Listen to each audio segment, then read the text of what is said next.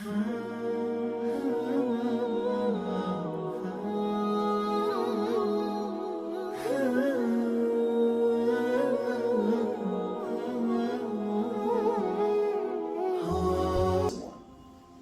said now, Hussain, once he heard about that, he refused, he disagreed with that. Him and few other Sahaba, like Abdullah ibn Zubayr, Abdullah ibn Abbas, but in the end of the day, most of them accepted the fact until Muawiyah passed away. And then, subhanallah, Hussain and Abdullah ibn Zubayr, the two people that they were at that time in Medina, decided to move to Mecca because they tried to force them to give an open bay'ah to Yazid, which is they completely refused to do so. And now we said still they want to be after them, subhanallah. But in Mecca, the governor of Mecca was more tolerant, if you want, and he didn't want to go after them to force them. But yes, we said that Hussain received a lot of letters from the people of Kufa. And we said Kufa, that's where Ali radiallahu anhu was, and that's where he was even killed. Because Ali radiallahu anhu changed the capital of the Muslims from Medina to Al-Kufa. And Hussain radiallahu anhu receiving so many letters telling him, we heard that you are not accepting the bay'ah of Yazid, and we are not accepting that. He says 500 letters, 3,000 letters, and he had a little discussion with his friends, family, and all of them. They told him not to. They advised him not to leave Mecca, to stay in Mecca. But he decided to leave Mecca. And we also mentioned, if you remember last time, that he left on the 8th of Dhul Hijjah, which is the first day of Hajj. And a lot of people told him, just stay until you do your Hajj, or until you finish your Eid at least, because Eid al-Adha is on the 10th of Dhul Hijjah. But for the Amr of Allah subhanahu wa ta'ala, Hussain radiallahu anhu chose to leave. Not only that, he took with him all his family. And when you say his family, it's not only his spouses and his children, but also his nephews. So it's a huge, big family. I would say probably more than 80% of the grandchildren and great-grandchildren of the Prophet Muhammad sallallahu alaihi wasallam all of them were with Hussain. And we said that before he did that, he sent someone to find out, which is his cousin, Muslim ibn Uqayl ibn Ali ibn Abi Talib. Muslim ibn Uqayl ibn Abi Talib. And that person, the cousin of Hussain, went to Al-Kufa. And the people welcomed him, and around 10,000 soldiers were all there for him, to help him. And we said, we are for you. So he was very comfortable. And he sent a letter telling Hussain radiallahu anhu, good to go, come, the place is good, the people are waiting for you. Now moving on, Yazid heard about this. And he heard that the people of Iraq, the people of Kufa, the people of Basra, all of them are going with their emotions and are going with who? With the cousin of the Prophet ﷺ, which is Muslim ibn Uqayl. And a big army are there. So he realized that the matter is going to be very serious. So what he did, he chose to change the governor of Al-Kufa. The governor of Al-Kufa at that time was a Sahabi, which is An-Nu'man ibn Bashir, who was a soft person from the Sahaba of the Prophet Muhammad sallallahu alaihi wasallam. So he chose another person, which is used to be the governor of another area, which is Al-Basra. But his name was Ziyad, or Ubaydullah ibn Ziyad. Ubaydullah ibn Ziyad. And he gave him this job. And he knew that he's the only one who could do the job. So what Ubaydullah ibn Ziyad did, he went to Al-Kufa. And he heard about the story of Muslim ibn Uqayl, that he has a big army with him. Now he has to find a way. He had to find a way. He cannot just fight those people because he may not be able to defeat them. So definitely he's going to make a different ways. So first of all, he wants to know, where is Muslim ibn Uqayl? So he found out through some of his spies that he is in the house of someone called Hani ibn Urwa al-Mudhaji. Hani ibn Urwa al-Mudhaji. Al-Mudhaji, it refers to a qabila, a big tribe. And from Bani Mudhaj, which is very well known among the Arab, that they were actually very courageous, very generous. So what he did, he chose a person that nobody knew about him. His name is Ma'qil. And he sent him and he said, you go with them and you pretend that you are with them, a spy. So he went with them and he asked him, where are you from? Well, actually what he did, he went to the masjid first. He went to the masjid, and the masjid is empty. He found only one person praying, making long prayer. So he waited until he finished. Yeah, he said, I am a person from Sham. I have nobody here, some families. And I want to support the family of the Prophet Muhammad sallallahu alaihi wasallam. And the guy said, but why are you choosing me?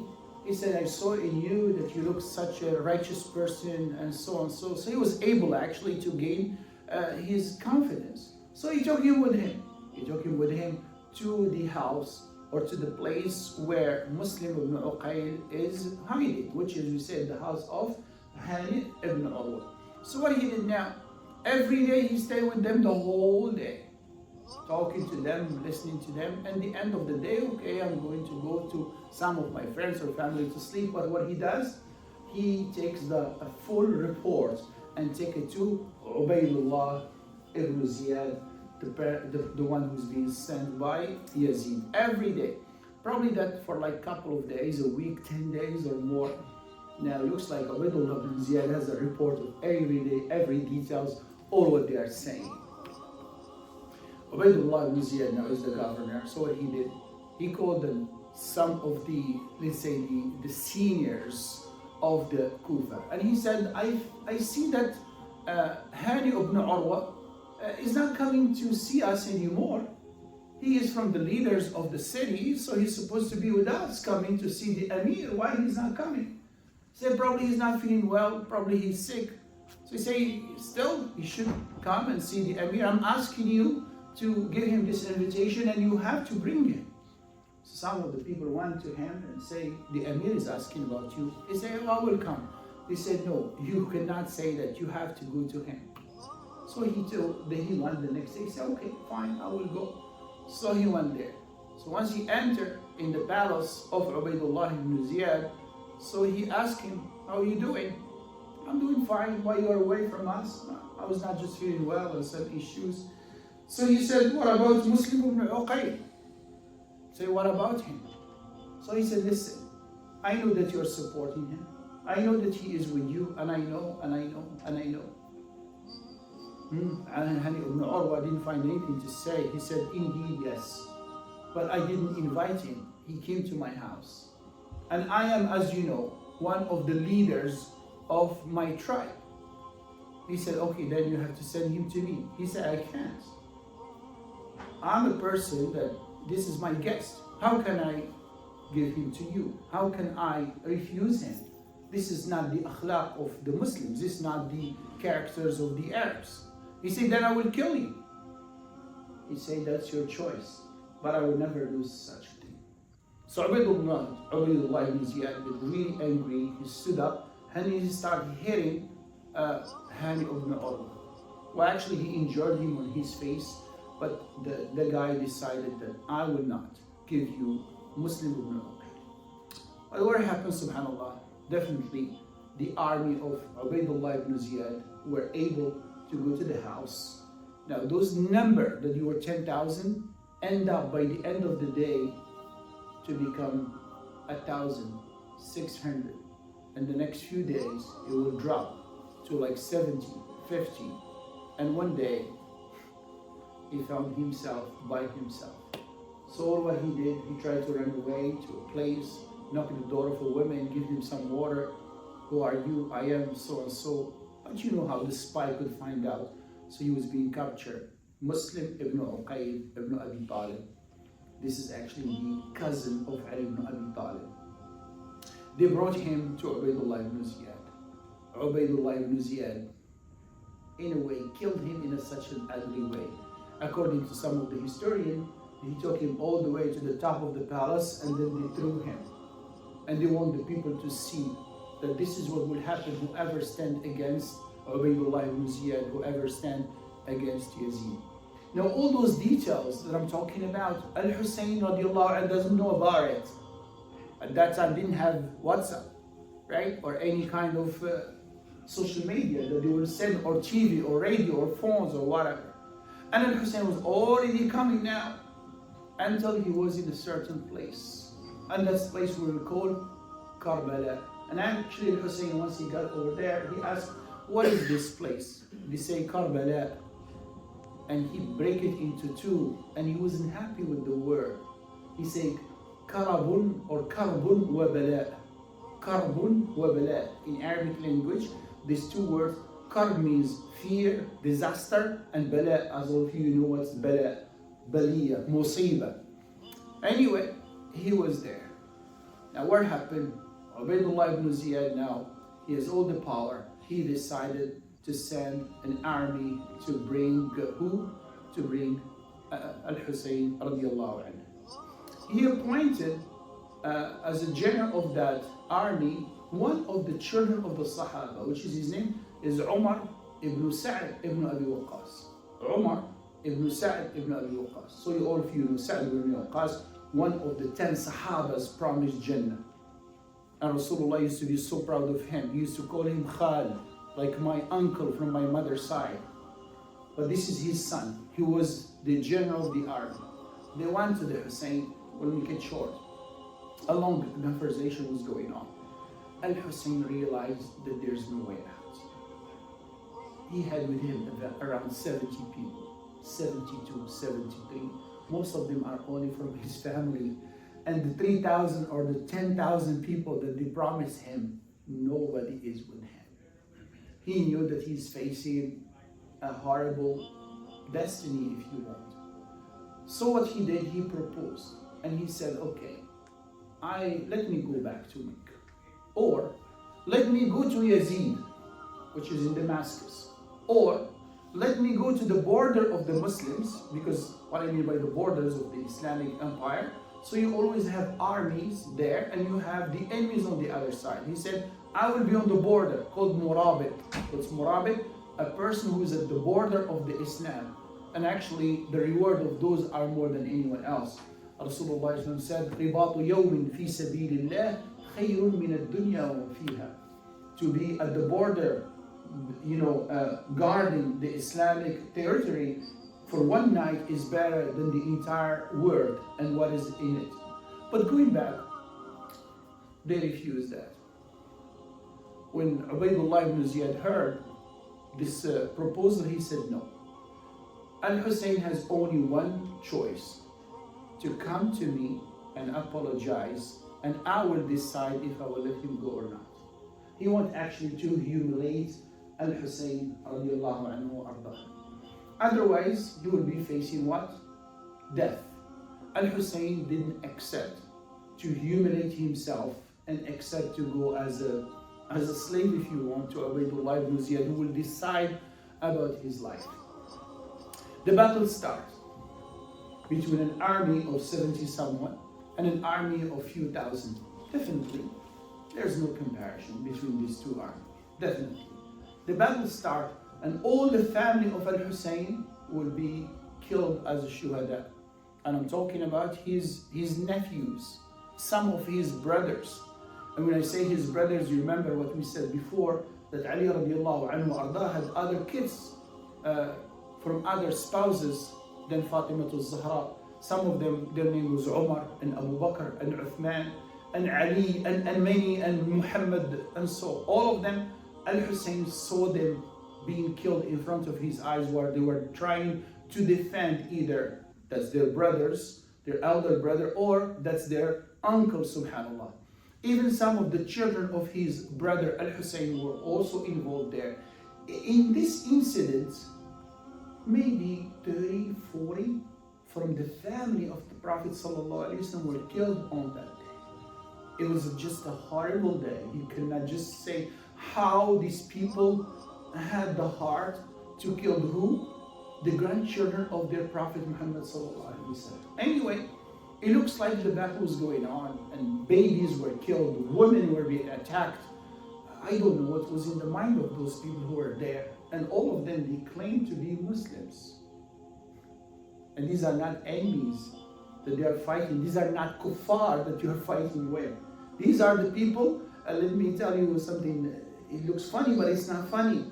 When the salat was about to be, led, they asked Al-Hussain to lead the prayer with both armies, for both armies.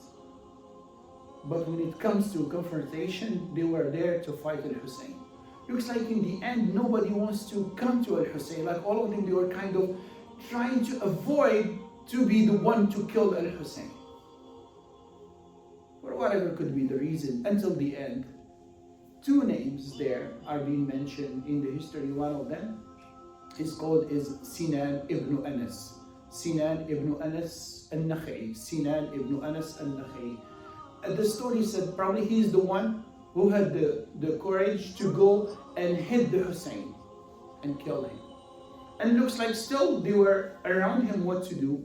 And another person probably was worse. His name is Shimr ibn al-Jawshan. Shimr ibn al-Jawshan.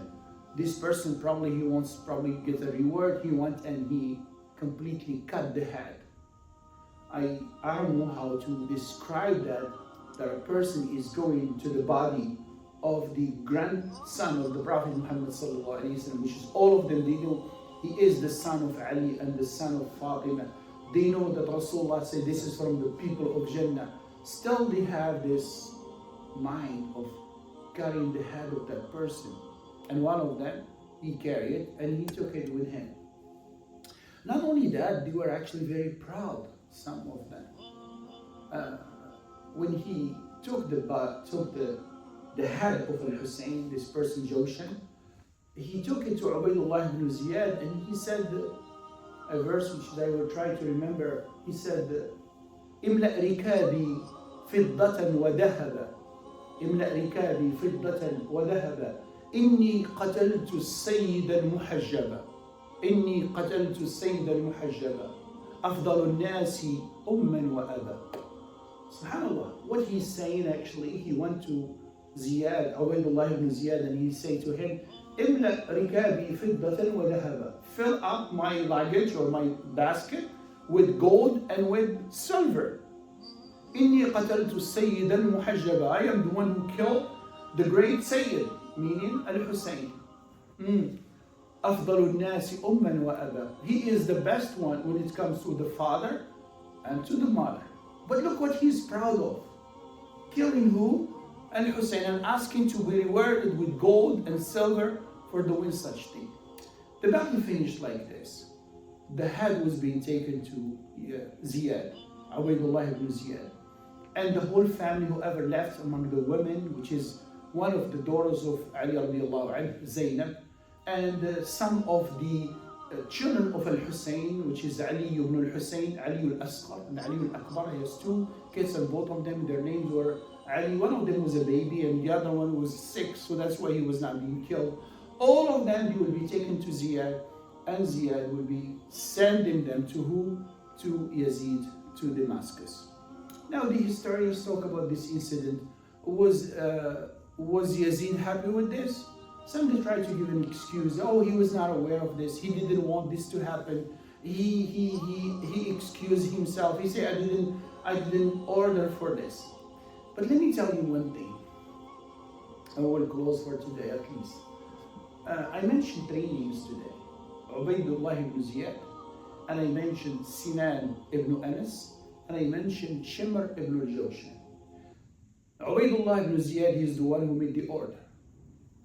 And Sinan ibn Anas, he is the one who killed. And Shimr ibn al-Jawshan, he is the one who cut the head. These three people, they used to be in the army of Ali.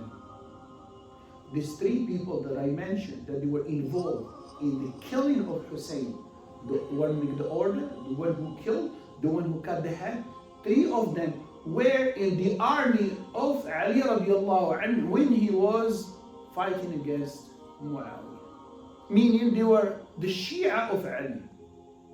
In the time when Ali was still alive, these are the people who were involved in the killing of who? Of Al-Hussain radiallahu anhu. So who killed Al-Hussain is his Shia or the Shia of his father. And these are the people who send him letters, come We'll be with you, we'll support you. I will stop over here. I ask Allah to forgive us. If you have any question or comments, inshallah. Yes.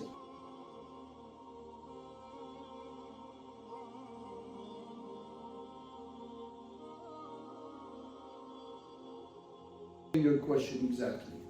It is from Allah, definitely. Because Allah subhanahu wa ta'ala, before even we were born, He wrote all our maqadir. But it doesn't mean that Allah forced that on us. Okay.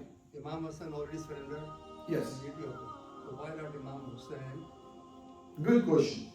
So the brother is saying, if Al-Hassan radiallahu anhu, he resigned. I will not say surrender, but he resigned. And he said, I am in good position, but I resign because I don't want the Muslim to die. I will let it go.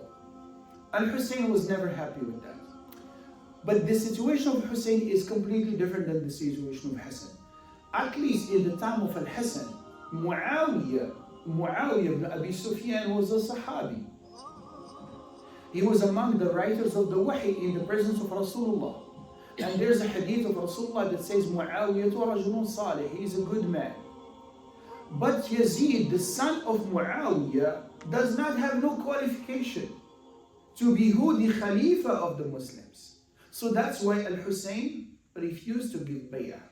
But what made Al-Hussain going out, beside the Amr of Allah, is actually the people who wrote him the letter telling him, you cannot stay. It's your duty. You have to. It's a must on you. So they are the one who motivate him. They say, you are on haqq, and we're going to support you, and we're going to be with you. And that's the Amr of Allah subhanahu wa ta'ala.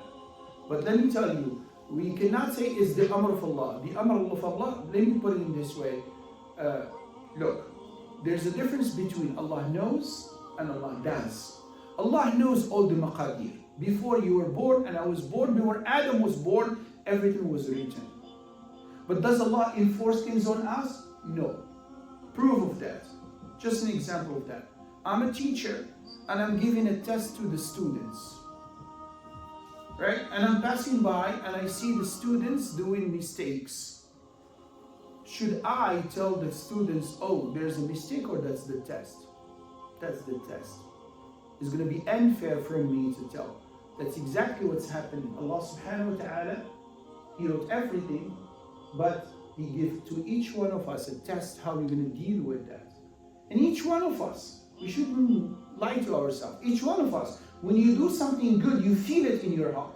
And when you do something bad and ugly, you feel it in your heart. Let's say you walk in the street and you did something unfair. You slap someone who didn't do nothing to you. Do you feel, oh, that's Allah who made me slapping that person? I say, come on, don't tell me that. Right? So that's exactly what happened. These people who did that, عَلَيْهِمْ مِنَ اللَّهِ مَا يَسْتَحِقُّونَ, may Allah punish them for whatever they did. They were wrong, completely wrong. They are the one who started I will say, this division among the ummah, which has lasted up to our time. The four imams, with no exception, Abu Hanifa, Malik, Shafi'i, and Ahmed, all four of them, they said, whoever killed Al-Hussain or involved in killing of the Hussain and was a part of the Hussain, or he agreed with what happened to Hussain, definitely this person will be in Jahannam. Imam Abu Hanifa, for example, he said a word, he said, لا يقبل الله منه صرفا ولا عدلا. Allah, he said, Abu Hanifa, Allah will not accept from the person who involved or accept or anything from the person who was involved in the killing of Hussain. Meaning, no good deeds will be accepted from you if you are involved in the killing of who? The grandson of the Prophet Muhammad sallallahu alaihi wasallam. Imam Zainul Abidin, his real name is Ali ibn al-Hussain. So he's the son of al-Hussain. So he was sick during this battle. He was taken as a prisoner, then to Yazid. But Yazid let him go. And he favored him and he gave him. And he accepted the bay'ah of Yazid. In order, again, he accepted the bay'ah of Yazid. The Shia, they say, he accepted with taqiyya. Ahlul Sunnah, we said he accepted because he realized that there's nothing to be done. The father is being killed and he has to accept it. Otherwise, what he could do, he may be also killed. But Ali ibn al-Hussain, in his time, he was so much respected by everybody. Actually, he was one of the most righteous people that you could see. People used to respect him more than they used to respect the Khalifa himself.